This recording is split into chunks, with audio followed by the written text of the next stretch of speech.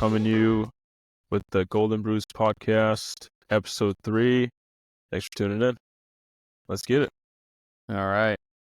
Yeah, welcome everyone. Damn, we're already at episode 3. Feels like we've been doing this for a while, right? Yeah, well, we've been talking about it for a while. It's kind of taken flight now, finally. So yeah, exciting. we actually hit like 500 or 600 views on one of the reels we posted last week. I think it was actually the Fresno State one. Oh, really? Yeah, That's surprisingly. awesome. Yeah, That's awesome. Cool. yeah. So that's cool. Looks like people are viewing the page and hopefully listening to the majority of the podcast, if not just the reels. So Come on, guys. You got to watch it beginning to end. Come on. Show the love. It's all good. It's all good. Yeah, so we got a lot to talk about today. I think one of the first things we should probably hit on is the Jason Kelce incident. Yeah, so here, I think this kind of sums it up. Eagles Nation tweeted this out. Jason Kelce smashes the phone of some homophobic loser to bits after he decided to talk shit on his brother and Taylor Swift right in front of him. What an icon. Man, did you get to see the video? But yeah, I mean, it went viral. I think everybody's seen it about this point. It was something that I really haven't seen from Jason Kelce. He's just seems like that lovable, dad. He's got those 2 little kids that you see all the time on his podcast and stuff, hanging out with his brother. That side of him is something you don't really see. I think that's something that maybe he probably left on the football field.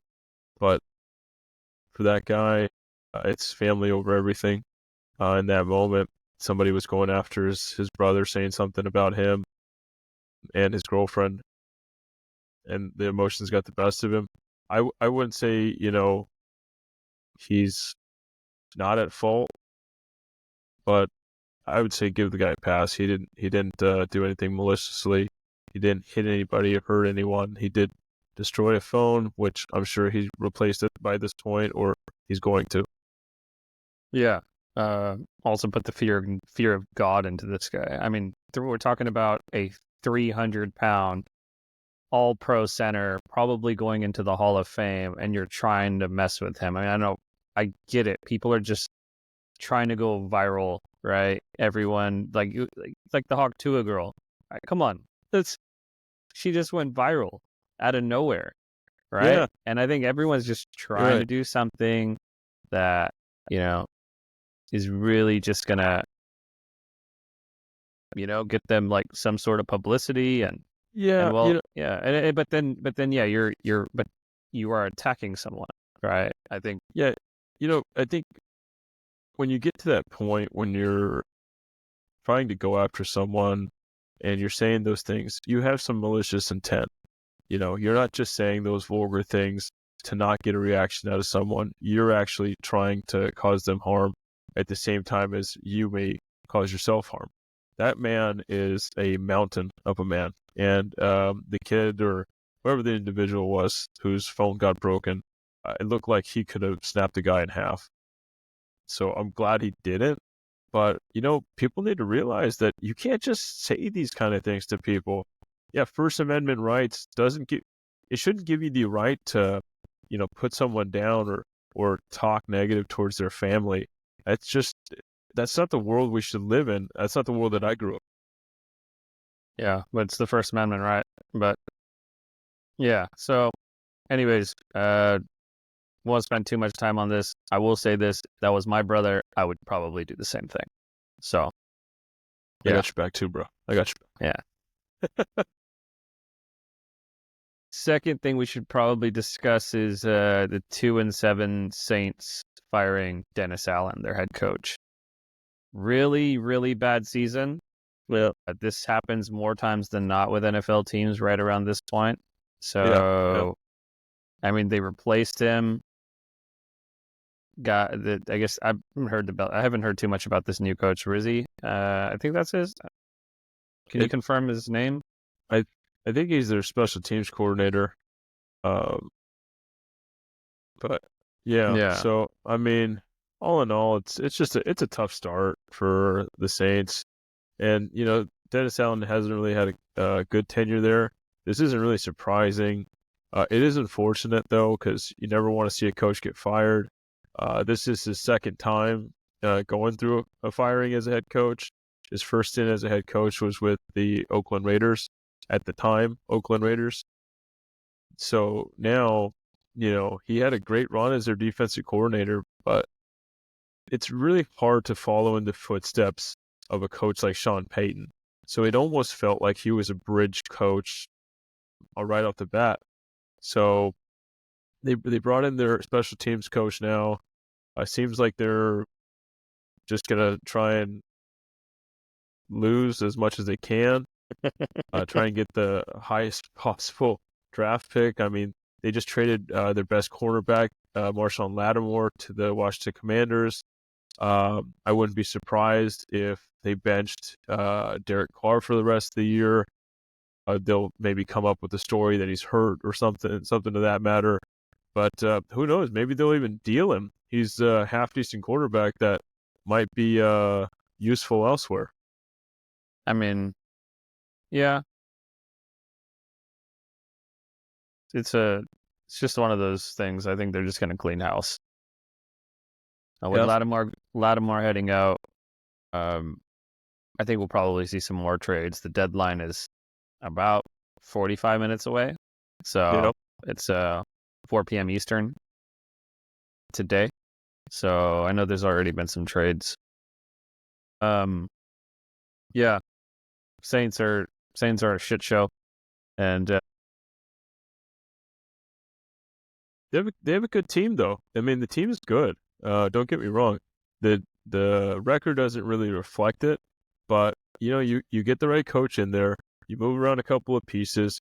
I mean, that it's good, but I don't think it's unwinnable. I mean, they can definitely win that division. So, I mean, there's definitely opportunity there. Whoever comes in is going to have a decent runway, I think, to work with. Would be interested to see if they deal Alvin Kamara. That would. I don't think so. They just re-upped him. They just gave him a new contract, so that's going to be difficult for sure. I missed that. Yeah. Ben Johnson, the offensive coordinator of the Detroit Lions, is considered possibly by some the greatest offensive mind in the NFL today. I think you mentioned this before. He's definitely up there. There's rumblings that he's the hottest candidate for a new coach, for a first-time head coach candidate in a long time. He's never been a head coach before, but if you look at what Detroit's been doing, they've been just killing. It's almost like they don't even need their defense because their offense scores so many points, which is crazy. Because last time I saw offense like this was Indianapolis Colts, and they literally had no defense. You remember those hurry-up Omaha teams, right? Yeah. So, yeah, he's definitely going to have his pick of the litter when it comes to a head coaching job in the NFL. But I think he's just going to wait it out because there's probably another handful of teams that are going to make a coaching change from now until the end of the season. Yeah, definitely. Cowboys, McCarthy's probably out this year. I mean, he has to be. I mean, I don't even think we need to discuss that one, but yeah, I mean, you're right. There's going to be McCarthy. There'll be a few others, right? Even the Saints job, the Raiders job probably will be up in the air. Yeah, there's going to be plenty of opportunity for Ben Johnson, but he had opportunities last year too, and he decided to stay. So he might try and who knows? Who knows? Maybe there was this unfinished business in Detroit, so he wanted to come back.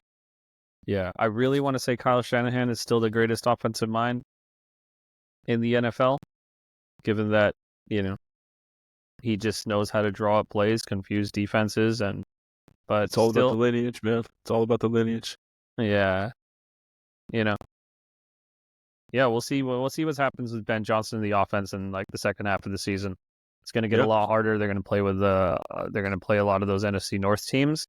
It's going to get colder, definitely. And we'll talk more about the game in Lambeau. But yeah, let's move before we get into football. Let's talk about some NBA stuff.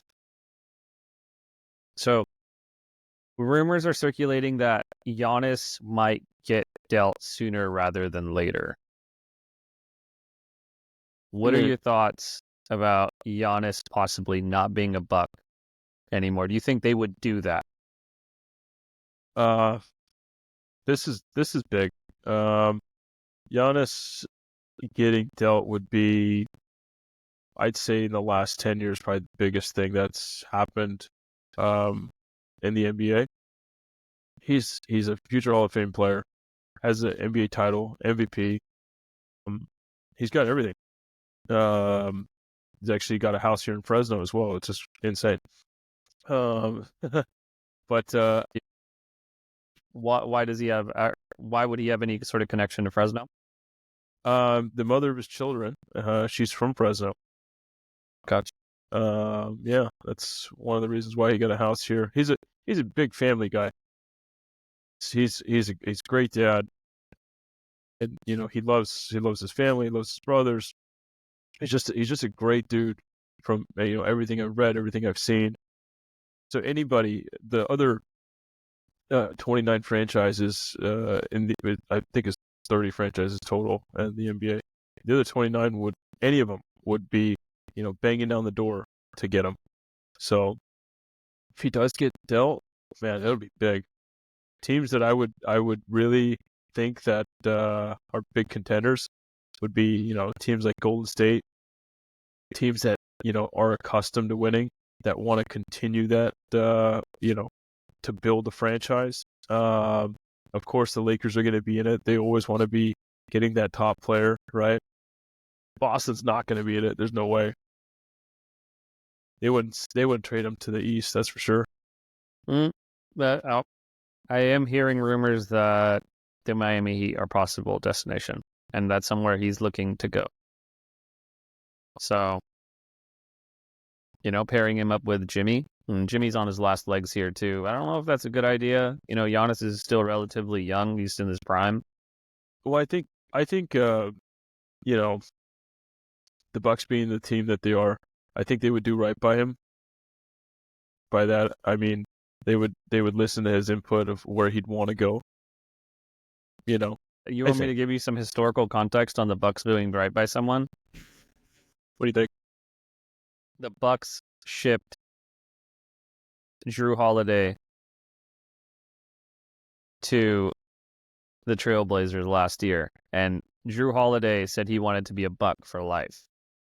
They don't care. It's a business. None of these NBA teams care. They want to see what they're going to get in return. So Giannis, like you said, is going to be a big package. I could see LA happen. I can see even Golden State happen. So, but Golden State doesn't really have the assets. LA really doesn't either. LeBron, I don't think anyone's, obviously LeBron's going to stay there. You're going to want to keep Anthony Davis, Giannis. I mean, Anthony Davis, I don't know. You'd probably have to include Anthony Davis in the Giannis trade, but Anthony Davis is, he's brittle. He plays like 60% of the games a year in the regular season. So, speaking of being brittle, Joel Embiid, he is a guy that's been, on the men a lot more than other players. This week, I think it was on Sunday, or sorry, last week, Sunday. He was in an altercation with a reporter. Did you hear about that? Yeah. He apparently this reporter apparently has published some critical articles about his performance and lack of motivation. I'm assuming this reporter was one of those people that had mentioned that Embiid plans to skip games this year. So no back-to-backs. And I mean, that's not the Philadelphia fan base is not going to like that. They're a tough crowd. They're going to want to see their product, right? Yeah. And so I don't know. Apparently he saw the reporter, had some sort of physical confrontation with him. I don't know if the NBA is going to come down on him now. They might end up punishing him. I think so. I think the NBA is a no nonsense type of league. They've suspended players for on the court stuff for sure, but when you have someone from the media, this is unacceptable. I get it, frustrations boil over, but when you get into physical contact where you can cause someone harm like that, it's a like a no-brainer. So definitely, I think he's gonna get suspended. Something's gonna come of it. That might just work in his favor because he's wants to rest anyways. But I don't think Joel Embiid will be a Sixer until the end of the year. I think he'll be gone too. I think he's got to go at this point. I thought he was going to get traded last year, maybe in the off season. Yeah. He's not happy in Philly. He's not happy with the fans. He's not happy with the city. He feels like he's owed something, but he's not given them anything apart from first round exits, second round exits. One team that didn't have an exit last year and went all the way and won that championship was the Boston Celtics, my Boston Celtics. We are going to be playing the Golden State Warriors on Wednesday, and this is a rematch of the championship that the Celtics did lose. Obviously, teams look a little different. Klay Thompson's now playing for Dallas. The Celtics really, they have this best starting five in the NBA. Golden State's only lost one game up until this point, and so is the Celtics. Yeah, but this one's personal for the Celtics, regardless, right? I think whenever they play the Warriors, they still go back and they think about that championship loss. I mean, they were young. It was their first championship together for both Jason Tatum and Jaylen Brown. And now they're grown, they're more into their prime, and we got Steph Curry. I mean, Steph, right? At the end of the day, the guy's he's the best, but he's getting into that twilight now. So yeah, as far as this game goes, I think it's just a regular season game. I wouldn't put too much into it. I mean, we're 10 games into the season. Trying to think that 2 years ago or 3 years ago's championship plays into the minds of Boston Celtics players now. This does. Do you remember whoever. Yeah, I mean, the Celtics are the champions right now. So they have theirs. They got it. Yeah. And the Golden State Warriors are still one of the top teams in the league. I mean, they are the dynasty, right? The closest one that we've had in the last, decade. So it's definitely going to play into their minds that they want to knock them off and create that for themselves, for sure. But to say that they're going to be thinking back to that 3 years ago championship that, was a little sleepy sleep, it'll play a little bit, not too much. I don't really have much to say about the Celtics. So yeah, let's carry on. I didn't expect that. Let's carry on. Yeah. We have two undefeated teams left in the NBA, the Cleveland Cavaliers and the Oklahoma City Thunder. Who's blowing smoke? Are the Lakers not undefeated right now? No, they're not undefeated. If you ask any Laker fan, we feel like we're undefeated. Let's go, babe. Yeah, I mean, every Laker fan is delusional. Out of the Cleveland Cavaliers and the Oklahoma City Thunder, who is blowing smoke and who is real? Man, Cleveland's played really well. I did get to see their game against the Lakers.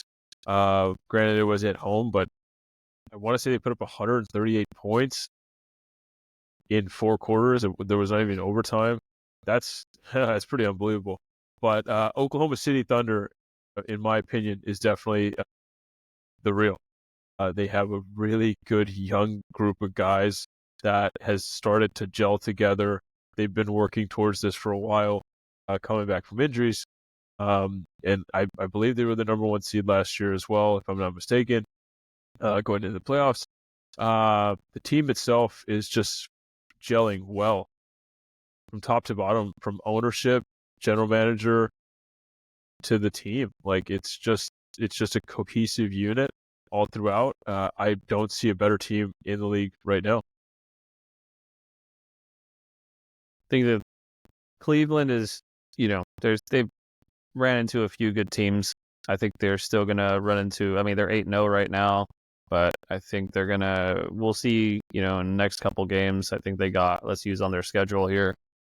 They got New Orleans, they got Golden State, Brooklyn, Chicago, Philly, Chicago, Charlotte.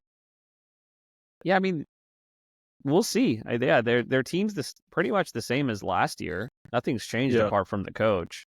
Oklahoma City, on the other hand, you still got Chet, you still got Shea. I think those guys they got to learn a lot in the playoffs last year.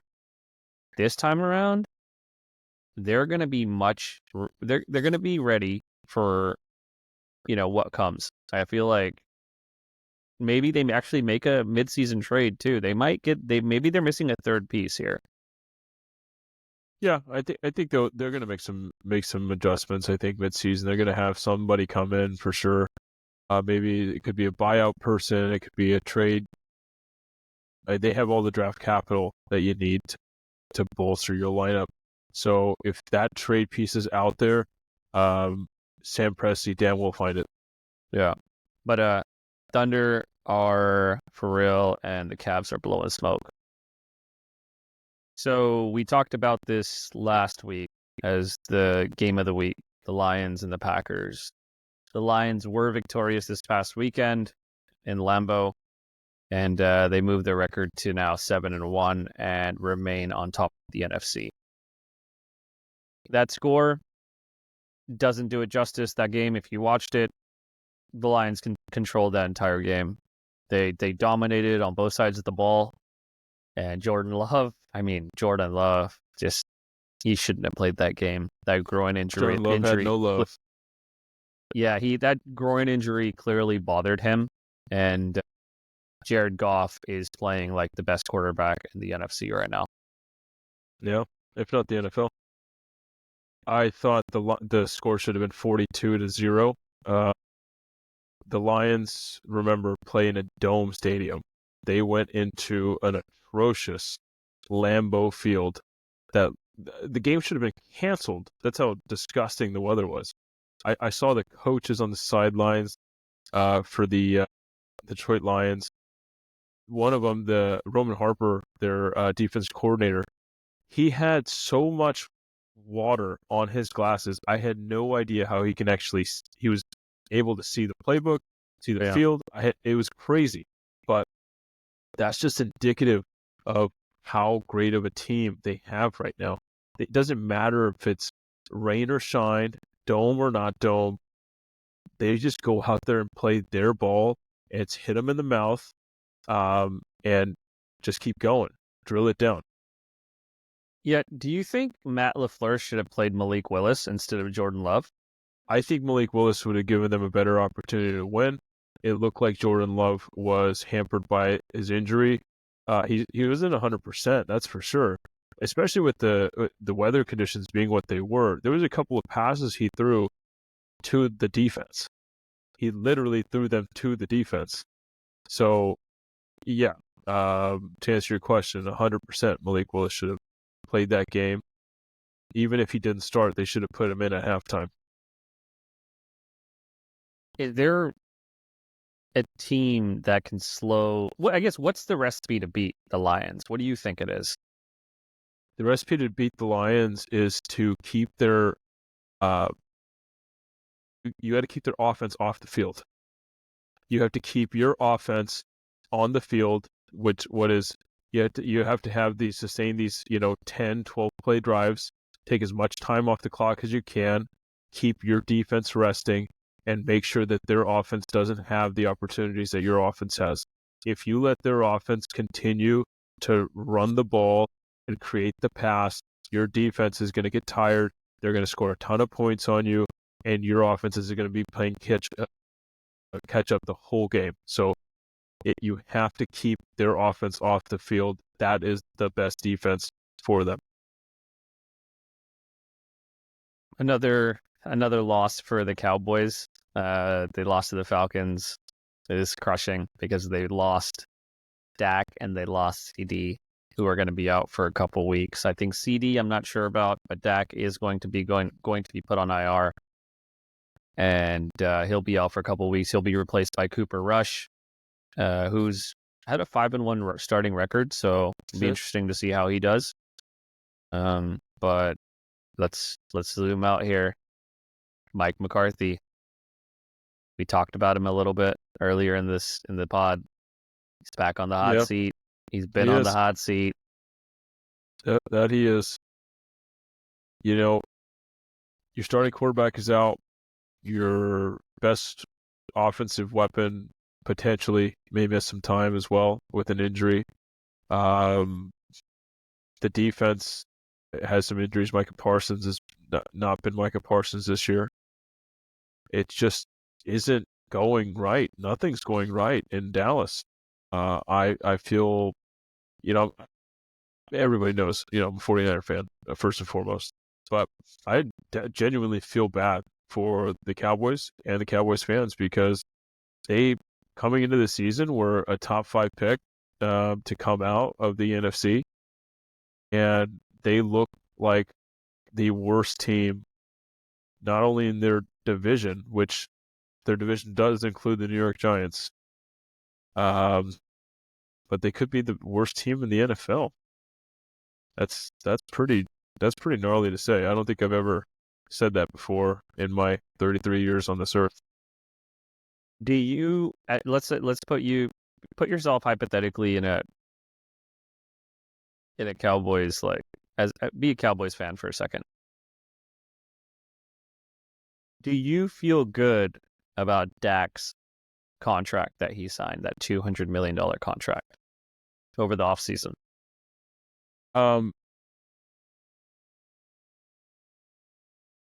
It's like this. The way that I would quantify this is if the Cowboys did not give Dak a new contract, A, he may not be playing. He may not have suited up week 1.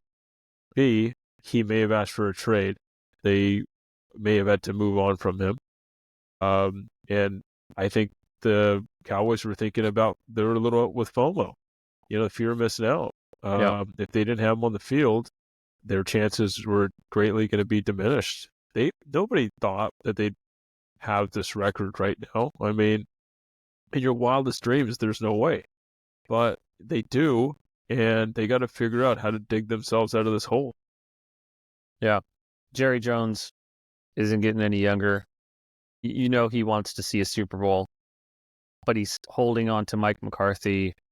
I don't know why. I guess he has a good relationship with him, but you got to look past that at this point. You got to think about Dak too. How does he stack up against the other quarterbacks in the NFC and the AFC? Because, let's say, if he even gets to the Super Bowl, he's got to still go deal with Mahomes. He has to go deal with Burrow. He has to go deal with Lamar Jackson. He has to go deal with Allen, right? I mean, like, you got to think, if you don't have a quarterback, you can't, like Jared Goff, Brock Purdy, those guys have played in Super Bowls. Granted, Yes. they didn't win those Super Bowls, but they played in those Super Bowls. They have that experience. Dak, and his playoff record's pretty bad. I think you got to move. I think you got to move off both of them. Fresh start next year. I want to say that the biggest loss the Cowboys had during this offseason wasn't a player. It was Dan Quinn. Dan Quinn, the defense coordinator, leaving for the Washington Commanders. You've already seen what he's done over there. He's a guy that took another franchise to the Super Bowl before as well. With the Atlanta Falcons. Granted, they didn't win, but he's a guy that knows how to build a championship level roster. And his defense, when he was there with the Cowboys, never would have allowed such numbers to be put up on them. They would be, I think, head and shoulders better right now. But he's gone. He's not there. Yep. Figure it out. Yeah, I'm glad you mentioned Dan Quinn. He's doing a hell of a job over there in with the Commanders in Washington. And that defense just got better with Lattimore, with the addition of Lattimore. So I still see, at this point, I still kind of see Philadelphia winning that division, but the Commanders are special. So, yeah, we'll see. It's a 2-horse race. We know that. There's no way the Giants or the Cowboys are coming back. The Commanders and the Eagles, it's their divisions to lose. So they're going to duke it out, and we'll see what comes about from that. But I'm excited to see it.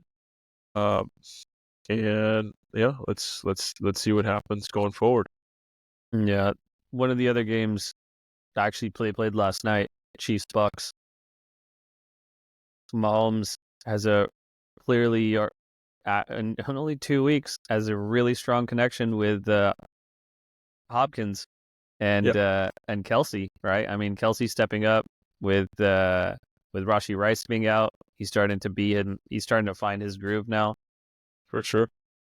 What are your thoughts on that? So the biggest beneficiary of DeAndre Hopkins joining the Chiefs isn't Patrick Mahomes. It's Travis Kelce. Travis Kelce's double and triple teams are gone. Teams are forced to split the coverages between the two. If you noticed last night, DeAndre Hopkins and Kelce rarely played on the same side of the field. That being said, both safeties had to split their coverages. So if one was playing down on Kelce, the other one had to play up high on DeAndre Hopkins. But it didn't matter because they still got theirs. But the coolest thing is when both of those guys are their decoys, they got Kareem Hunt just running and gashing the defense. They look unstoppable right now. I am petrified to see that team again in the playoffs or the Super Bowl. It's just, they're just clicking, and we're only in week 9 or 10. It's crazy to see. If Patrick Mahomes, is he like a bionic man or something? He gets hurt, you think, oh my goodness, what happened to the guy? Because it looked like a non-contact injury, and he comes back and leads them down the field in overtime and wins. Crazy. Just crazy. Yeah. He's been susceptible to ankle injuries. He had one in the playoffs last year. Ankle injuries are interesting because once you have one, your chances of you having injuring that same ankle again are higher. And, we saw that, like you said, it was non-contact. He did come back and finish the game. They won the game. The other quarterback, Baker Mayfield, he's no receivers, right? Let's just say that he had no receivers. Yeah. Both his big guys are out. Yet 30 seconds left. Leads them. Yeah. Let's talk about that. Down. Yeah, he utilized the weapons that he still has. His running backs, his tight ends. He lost 2 of the best pass catching wide receiver duos in the NFL. I mean, hands down, these guys are amazing. You could put them up against anybody, but for them to go punch for punch with the reigning 2-time Super Bowl champions in Arrowhead with that type of crowd, I mean, it was unbelievable. And especially with 30 seconds left, you tie the game. It was so cool to watch. I was super, super happy to see them play that well. I really think that they should have gone for 2 and just said, hey, the heck with it. Let's see what happens. The first time I ever saw a coach go for 2 at the end of a game was Tampa Bay's John Gruden. We went for 2 with Mike Allstott way back when, and I thought it was the coolest thing I've ever seen. They win the game on that, and I thought, Todd Bowles, come on, do it. Be that inner John Gruden, just like he was. Unfortunately, he didn't do it, and, it didn't work out, but never, ever give Patrick Mahomes the opportunity. Don't do it. Yeah, you're right. I think a lot of teams were watching that game. A lot of head coaches were watching that game. You know, the head coaches are going to be playing the Chiefs if they're put in that situation. And you know that there's an opportunity for Mahomes to get the ball back, lead his team back down the field. You do not give him that opportunity. Never. The 49ers did that, right? Yeah, In we the still have Super Bowl. nightmares. So, We still have yeah, nightmares. still gives me nightmares as well. Texans fall to the Jets. This is one of those games that, you know, everyone knows the Jets have a good deep team, offense, defense. Yeah. But the Texans coming in with 6 wins, right? Yep. They're Right, a bit of a high. they're missing their receivers. The Jets are not winning a lot, right? They're not playing really good. Their offense is vanilla. Their defense is good, but it's not playing at the level it should be playing. Yes. But the Jets get it done. Aaron Rodgers gets it done. Devontae Adams is in the game. You know, I mean, he finally scores. They finally connect after many years, and they get that touchdown. Well, this is the best example of a trap game that I've seen all season. Because, yeah, it's true. So, you have a team like the Jets who are a Cinderella in the beginning of the season. Everybody wants to take them to prom, oh my goodness, right? They're awesome. But they stink. Plain out and simple, they stink. They traded for a defensive end, Hassan Reddick in the offseason, who I don't even think has played for them yet, holding out. Who trades for a guy without giving him a new contract? Are you crazy? Okay, smart.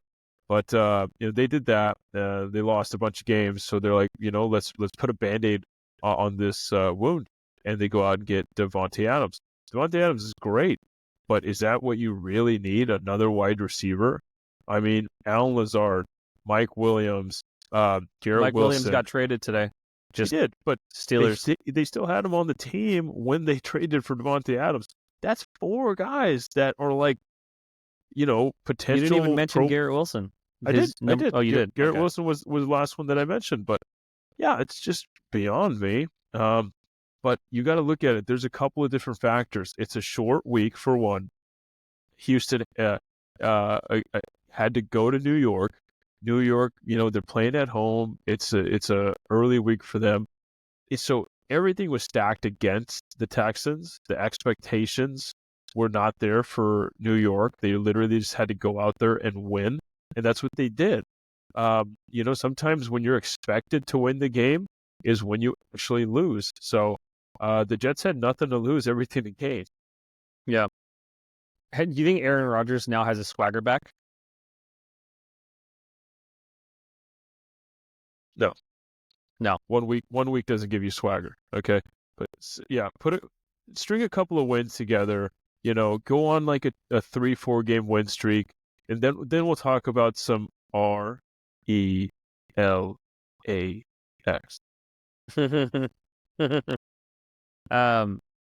CJ Stroud doesn't play well. I think he was sacked 7 or 8 times in this game. Yeah, it happens. The media has this thing about, and I guess I don't know why the media isn't held accountable, but it should be. Brock Purdy, if he does that same thing, plays the same way as CJ Stroud, and he has done this against like the Baltimore Ravens last year, against the Chiefs this year, they're not held to the same standard. I feel like Brock Purdy is under a bigger microscope than CJ Stroud is. It's tough to say.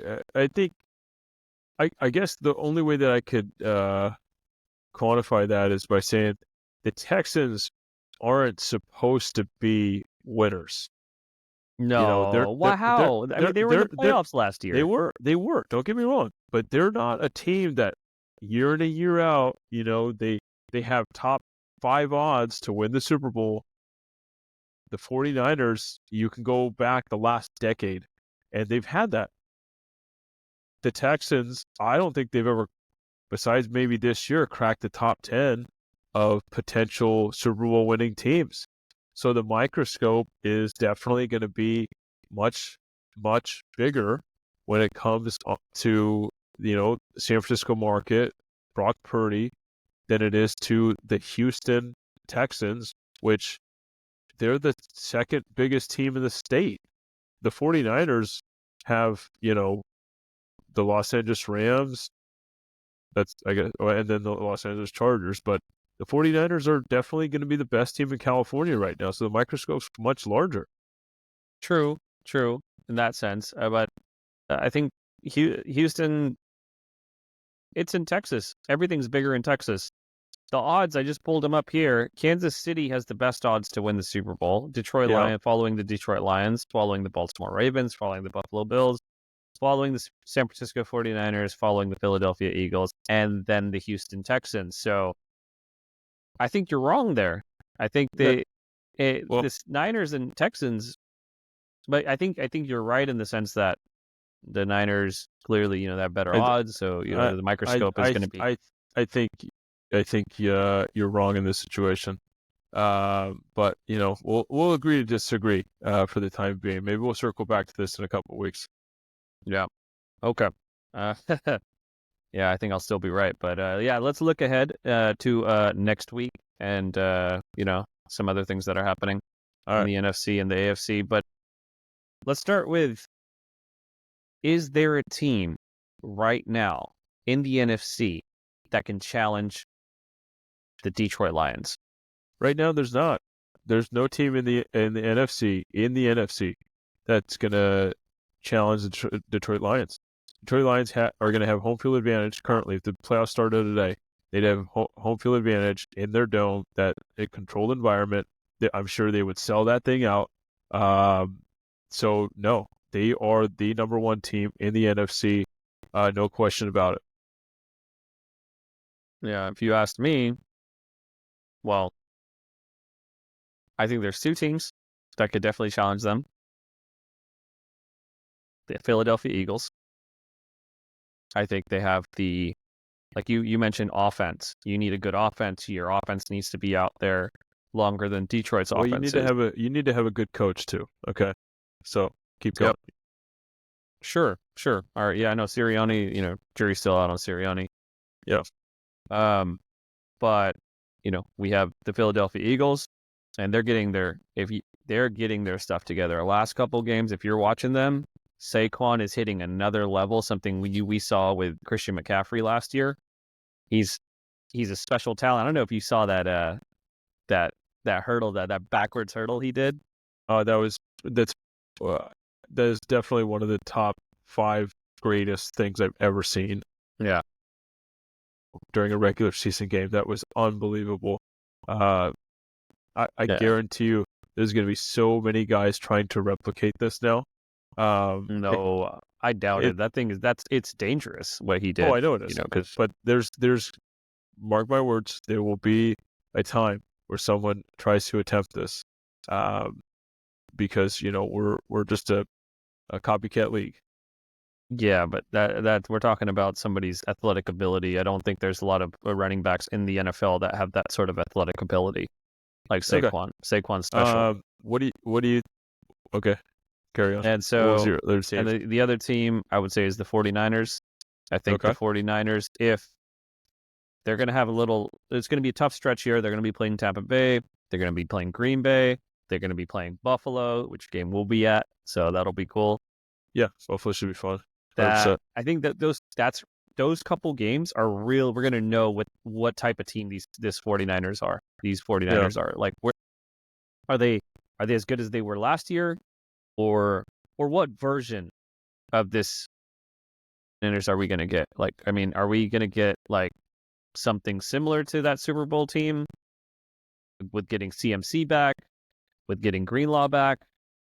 Can they? I think if you have Greenlaw and you have Warner to go up against Gibbs and Montgomery, and you have a strong D line, like they really spent big money to get those D tackles, those run-stopping D tackles, after playing the Lions last year in the playoffs. I think the Niners will have the formula to beat them, and they have the experience. So, yeah. So I think it'll be. I think the Eagles and the 49ers have a shot, but we'll see. Jury's still out. Cool. So, All right. is there a team in the AFC that can challenge the Chiefs? Yeah, there's two teams. I think the Buffalo Bills and the Baltimore Ravens. Those two teams, I think, pose the biggest threat to the Chiefs. There's one dark horse team if they can win their division, but that team is in a division with two teams higher than them at this moment. That dark horse team is going to be the Cincinnati Bengals. The Cincinnati Bengals are the only team to beat Pat Mahomes and the Chiefs in the playoffs to go to the Super Bowl in the last 3 years. So that is, those are the three teams that I would say. Buffalo hasn't done it in the playoffs, yet they've done it in the regular season. Lamar Jackson and the Ravens, I would never count them out just because John Harbaugh's ability to win, he's just a winner. So it'll be interesting to see what happens through the rest of the season, but I think the Chiefs definitely will be challenged more than the Lions will be challenged. Yeah, I think Burrow's playing at a high level. I agree with you. I think the Cincinnati Bengals, they're going to be a thorn for the Chiefs. I think that Patrick Mahomes has kryptonite, and it's Joe Burrow. Yeah, that's his kryptonite, and it's called. And what does he call it? What does he call Chiefs when Burrow comes to Kansas City? It's called Burrowhead. There we go. Nice. Cool. All right. CMC is he's healthy now, so it's a big news out in San Francisco. Yeah. Does he lace it up against the Bucs? I want to say that he will, but the Niners backup running backs have been playing quite well. If he does need a little bit more time, I think they'll be okay. Well, it's definitely going to be interesting to watch. If he's able to get in there for maybe have a snap count, I would be all for that. But I want him to be as healthy as possible, with the chance of making the playoffs, because he is bigger than a regular season game to the 49ers. Yeah. How much of the rushing capacity is he going to be taking on in comparison to, the other running backs? Do you think he's going to have like a 70-30 split? It's going to be 50-50? I think as the game progresses, they'll know. If he's going to play, they'll start him right off the bat. He may not be 3 downs. He may just do first and second down, and third down have someone else spell him. But I think they'll be smart about it. They'll ease him into it. Yeah. We got the NFL trade deadline that just concluded now, actually, a minute ago. So let's just, I think there was some pretty big trades. I think we had the big DN from Cleveland. I think it's Darius Smith heading off to the Detroit Lions for like a 6th or 7th round pick. Yeah, they swapped a couple picks, and he's going over to Detroit now. Detroit lost their first round pick from last year, so definitely I think any help that they can get on the defensive line is much needed, and helpful. So I think that they'll be well off. I think the Steelers traded for a wide receiver that they've been wanting for a while, since like the off season. They've been looking for someone. They got Williams from the New York Jets. And then the biggest trade so far I've seen is the Lattimore trade going to the Commanders. I think for him to shore up that secondary is just unmatched. Yeah. Do you know if there's trades that come in after the deadline? Yeah. There's trades. So it within the next 15 to 20 minutes, we'll probably see some more stuff come out, because there's things that the league office, they do get trades that happen last minute. They just have to vet everything and make sure that it's all set. So I'm sure we might see a little surprise or a little wrinkle here or there. And then yeah, we'll see what happens. We're going to do something a little different today. We're going to do a pick'em segment. Sweet. All right, let's do some pick'em. We got this week, we got the Cincinnati Bengals versus the Baltimore Ravens. Who you got, buddy? Yeah, I think I'm going to roll with the Bengals. Burrow's coming off 5-touchdown performance, and it's kind of hard not to pick against him at this moment. So, yeah, I'm going to go with the Bengals. All right. What you got? I think it looks like it's Cincinnati's game to lose. So I'm going to go with them. Burrow's kind of getting something started right now. I kind of feel that energy that they're playing with. So yeah, we're going to go 2-0 with them. So, yep. Yeah. Nice. Next matchup, Steelers versus Commanders. What you got? Oh, this is interesting. You got two teams, I want to say, with the combined losses, maybe just 4 games they've lost all season between the two of them. I want to go with the Steel Curtain. Give me Pittsburgh, please. And I will go with the opposite, Commanders. I don't think they're going to have an answer for Jaden Daniels. I don't think the NFL has an answer for Jaden Daniels. So, yeah. Okay. So, next matchup, we got the Detroit Lions versus the Houston Texans. Interesting. What do you got? So, I got the Texans. I think they're going to be getting back Nico this week. So he'll have more of his weapons. I think they're coming off a loss that they're really pissed off about. And so they're going to play angry. They're going to play. I think DeMeco Ryans is going to have the answer to that run game against the Lions. So, yeah, going to go with the Texans here. Okay. What you got? I think the Lions are going to go in there. They're going to hit them in the face and then go back, fly back to Detroit and enjoy the win. Yeah, nice. Let's go. Nice. I think this next one can be pretty quick. 49ers versus Bucks. Niners, yeah. All right. Eagles versus Cowboys. Divisional matchup. Who do you got? This one is going to be interesting. You got 2 different teams here. Eagles are riding high. They're flying high. Cowboys are low right now. So this is one of those games that could be a trap game, though. So, the Cowboys could come out of this one. They really need it. Their back's against the wall right now. I really feel like the Cowboys are going to eke this one out. So, give me Cowboys. Sure about that? Yes, sir. You sure about that? How about them Cowboys? I mean, you got some time to take that pick back if you want. I guess no. Okay. Well, I got the Eagles. They're coming off a couple good games here. I don't see them losing to the Cowboys. I don't know if I have anybody losing to the Cowboys at this point. Gotcha. They're just pathetic. All right. So I think McCarthy probably is fired after this game at this point. So it's got to be it. Final call. Eagles gonna embarrass them. Yeah, that's it. All right, man. That was our episode. That's episode 3 now. Wow. It's episode 3. Episode 3 in the long historic. I'm just kidding. Hopefully one day. Yeah. This has been great. Really happy to whoever's watching right now.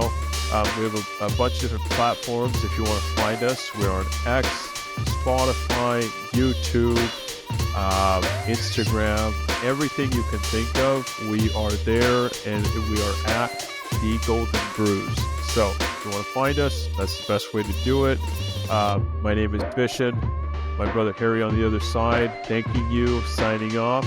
Episode 3. Appreciate you all watching.